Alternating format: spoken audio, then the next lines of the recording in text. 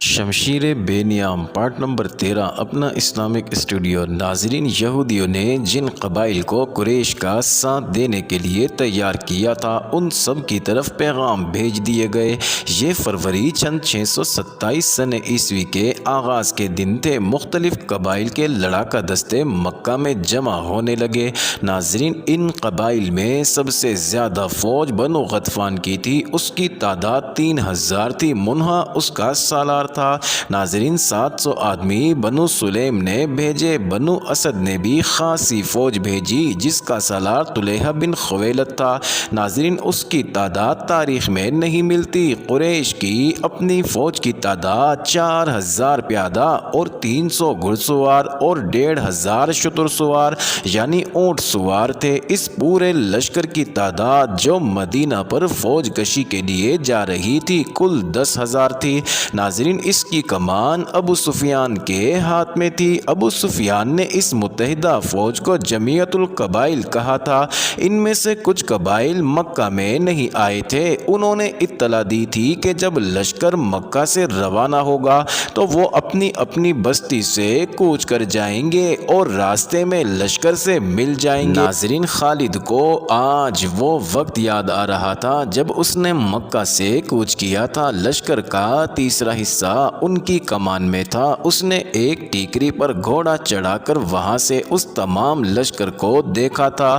اسے لشکر کے دونوں سرے نظر نہیں آ رہے تھے۔ دف اور نفریاں اور شہنائیاں اور لشکر کی مترنم آواز جو ایک ہی آواز لگتی تھی خالد کے خون کو گرما رہی تھی۔ اس نے گردن تان کر اپنے آپ سے کہا تھا کہ مسلمان پس کے رہ جائیں گے، اسلام کے ذرے عرب کی ریت میں مل کر ہمیشہ کے لیے فنا ہو جائیں گے۔ یہ اس کا عزم تھا۔ ناظرین، یہ لشکر 24 فروری سن 627 سن عیسوی بمطابق 1 شوال مدینہ کے قریب پہنچ گیا۔ ناظرین، قریش نے اپنا پڑاؤ اس جگہ ڈالا جہاں احد کی لڑائی کے لیے خیمہ زن ہوئے تھے۔ وہاں 2 ندیاں آ کر ملتی تھیں۔ دوسرے تمام قبائل احد کی پہاڑی کے مشرق کی طرف خیمہ زن ہوئے۔ ناظرین، قریش نے یہ معلوم کرنے کے لیے کہ مدینہ کے لوگوں کو قریش کے لشکر کی آمد کی اطلاع ملی ہے یا نہیں، 2 جاسوس تاجروں کے بھیس میں مدینہ بھیجے۔ ابو سفیان اور اس کے تمام نائب سالاروں کی خواہش اور کوشش یہ تھی کہ مدینہ والوں پر بے خبری میں حملہ کیا جائے، لیکن دوسرے ہی دن قریش کا ایک جاسوس جو یہودی تھا مدینہ سے آیا۔ اس نے ابو سفیان کو بتایا کہ مسلمانوں کو حملہ آور لشکر کی آمد کی اطلاع مل چکی ہے۔ مسلمانوں میں خوف و ہراس پھیل گیا تھا۔ اس یہودی جاسوس نے بتایا سارے شہر پر خوف طاری ہو گیا تھا، لیکن محمد صلی اللہ علیہ وسلم اور اس کے قریبی حلقے کے آدمیوں کی للکار پر مسلمانوں کے دل مضبوط ہو گئے۔ گلی کوچوں میں ایسے اعلان ہونے لگے جن سے تمام شہر کا جذبہ اور حوصلہ عود کر آیا اور مسلمان لڑائی کے لیے ایک جگہ اکٹھے ہونے لگے۔ میرے خیال میں ان کی تعداد 3000 سے زیادہ نہیں ہوگی۔ ناظرین، مورخ لکھتے ہیں کہ مسلمانوں کی تعداد 3000 سے زیادہ نہ تھی۔ انہیں اطلاع مل چکی تھی کہ مدینہ پر حملہ کے لیے جو لشکر آیا ہے اس کی تعداد 10,000 ہے، جس میں سینکڑوں گھڑ سوار اور شتر سوار بھی ہیں۔ اس وقت تک عرب کی سرزمین میں کسی لڑائی میں اتنا بڑا لشکر نہیں دیکھا تھا۔ تعداد کو دیکھا جاتا اور فن حرب و ضرب کے پیمانے سے دونوں اطراف کو ناپا تولا جاتا تو مسلمانوں کو لڑے بغیر ہتھیار ڈال دینے چاہیے تھے، یا وہ رات کی تاریکی میں مدینہ سے نکل جاتے اور کسی اور بستی میں اپنا ٹھکانہ بناتے۔ کوئی سوچ بھی نہیں سکتا تھا کہ 3000 مسلمان 10,000 کے لشکر کا مقابلہ ذرا سی دیر کے لیے بھی کر سکیں گے۔ ناظرین، 10,000 لشکر نہایت آسانی سے مدینہ کی اینٹ سے اینٹ بجا سکتا تھا، لیکن یہ حق اور باطل کی ٹکر تھی۔ یہ اللہ کے آگے سجدے کرنے والوں اور بت پرستوں کا تصادم تھا۔ خدا کو حق کا ساتھ دینا تھا۔ خدا کو اپنے اس عظیم پیغام کی لاج رکھنی تھی جو اس کی ذات باری نے غار ہرا میں عرب کے عظیم الشان سپوت کو دیا تھا۔ اور اسے رسالت عطا کی تھی۔ خدا ان کا ساتھ دیتا ہے جن کے دلوں میں حق اور صدق ہوتا ہے۔ یہ نبی کریم علیہ السلام کی للکار تھی جو مدینہ کی گلی کوچوں میں سنائی دے رہی تھی، لیکن اے اللہ کی عبادت کرنے والوں، خدا تمہارا ساتھ اسی صورت میں دے گا جب تم دلوں سے خوف و ہراس نکال کر ایک دوسرے کا ساتھ دو گے اور اپنی جانیں اللہ کی راہ میں قربان کر دینے کا عزم کرو گے۔ جو ہمارے اللہ کو نہیں مانتا اور جو ہمارے دین کو نہیں مانتا وہ ہمارا دشمن ہے اور اس کا قتل ہم پر فرض ہے۔ یاد رکھو، قتل کرنے کے لیے قتل ہونا بھی پڑتا ہے۔ ایمان سے بڑھ کر اور کوئی طاقت نہیں جو تمہیں دشمن سے بچا سکے۔ تمہیں دفاع مدینے کا نہیں، اپنے عقیدے کا کرنا ہے۔ اگر اس عزم سے آگے بڑھو گے تو 10,000 پر غالب آ جاؤ گے۔ خدا سوئے ہوئے یا خوف زدہ انسان کو معجزے نہیں دکھایا کرتا، اپنے عقیدے اور اپنی بستی کے دفاع کا معجزہ تمہیں خود دکھانا ہے۔ ناظرین، نبی کریم علیہ السلام نے مدینہ والوں کا حوصلہ اس قدر مضبوط کر دیا تھا کہ وہ اس بڑے لشکر کے مقابلے کے لیے بھی تیار ہو گئے، لیکن رسول خدا علیہ السلام اس سوچ میں ڈوب گئے تھے کہ اتنے بڑے لشکر سے مدینہ کو بچانا کس طرح ممکن ہو سکتا ہے۔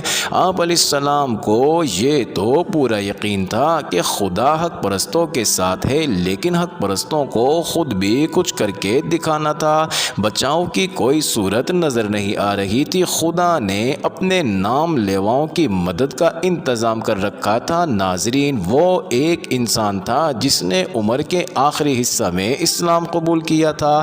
اس انسان کا نام سلمان فارسی تھا۔ ناظرین، سلمان فارسی آتش پرستوں کے مذہبی پیشوا تھے، لیکن وہ شب و روز حق کی تلاش میں سرکردہ رہتے تھے۔ وہ آگ کو پوجتے تو تھے، لیکن آگ کی تپش اور چمک میں انہیں وہ راز نظر نہیں آتا تھا جسے وہ پانے کے لیے بے تاب رہتے تھے۔ عقل و دانش میں ان کی ٹکر کا کوئی نہیں تھا۔ آتش پرست انہیں بھی اسی طرح پوجتے تھے جس طرح آگ۔ ناظرین، جب سلمان فارسی کی عمر بڑھاپے کی دہلیز پھلانگ کر خاصی آگے نکل گئی تو ان کے کانوں میں عرب کی سرزمین کی ایک انوکھی آواز پڑی، خدا ایک ہے، محمد صلی اللہ علیہ وسلم اس کا رسول ہے۔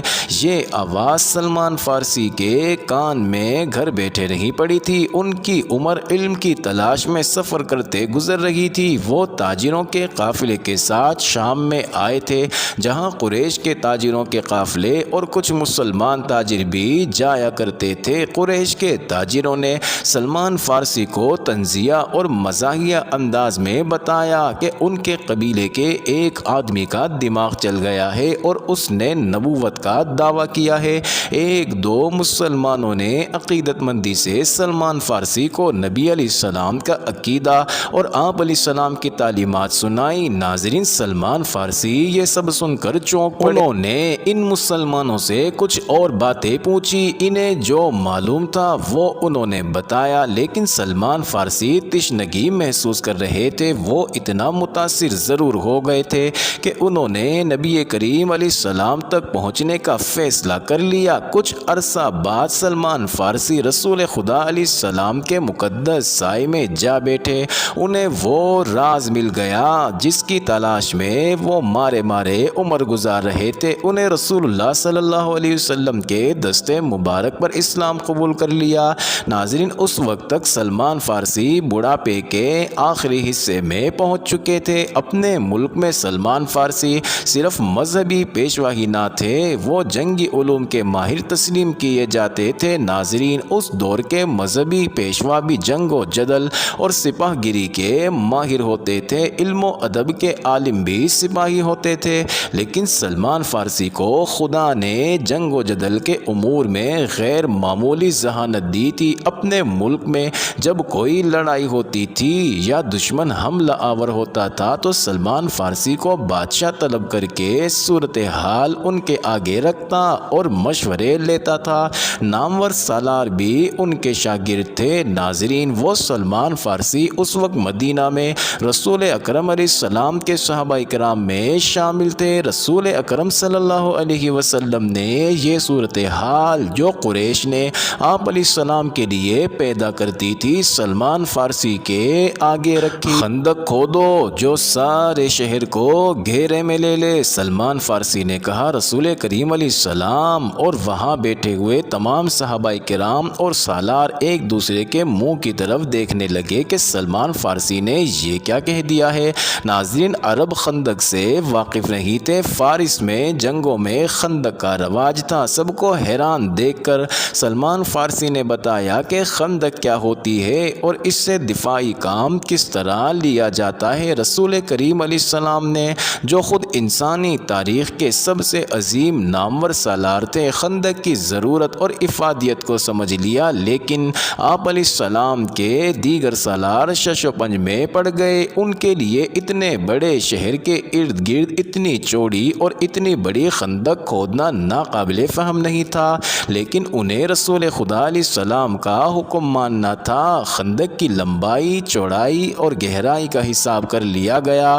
ناظرین، رسول خدا صلی اللہ علیہ وسلم نے خندق کھودنے والوں کی تعداد کا حساب کیا۔ آپ علیہ السلام نے کھدائی کا کام اس تعداد پر تقسیم کیا تو 110 آدمیوں کے حصے میں 40 ہاتھ کھدائی۔ تو رسول خدا صلی اللہ علیہ وسلم نے دیکھا کہ لوگ خندق کو ابھی تک نہیں سمجھے اور وہ کھدائی سے ہچکچا رہے ہیں، تو آپ علیہ السلام نے کدال اٹھائی اور کھدائی شروع کر دی۔ ناظرین، یہ دیکھتے ہی مسلمان کدالے اور بیلچے لے کر نعرے لگاتے ہوئے زمین کا سینہ چیرنے لگے۔ ادھر سے اس وقت ایک شاعر حسان بن ثابت آ گئے۔ ناظرین، حسان مشہور نعت گو شاعر تھے جنہیں رسول اکرم صلی اللہ علیہ وسلم اکثر اپنے ساتھ رکھا کرتے تھے۔ اس موقع پر جب مسلمان خندق کھود رہے تھے، حسان نے ایسے اشعار ترنم سے سنانے شروع کر دیے کہ خندق کھودنے والوں پر وجد اور جنون کی کیفیت طاری ہو گئی۔ خندق کی لمبائی چند گز نہیں تھی، اسے میلوں دور تک جانا تھا۔ شیخین کی پہاڑی سے لے کر جبل عبید تک یہ خندق کھودنی تھی۔ ناظرین، زمین نرم بھی تھی اور سنگلاخ بھی تھی اور یہ نہایت تیزی سے مکمل کرنی تھی کیونکہ دشمن سر پر آن بیٹھا تھا۔ قریش کا لشکر اس عجیب و غریب طریقہ دفاع سے بے خبر احد کی پہاڑی کے دوسری طرف خیمہ زن تھا۔ معزز ناظرین، یہ انٹرسٹنگ ویڈیو جاری ہے، اگلی ویڈیو قسط نمبر 14 میں دیکھنا مت بھولیے گا۔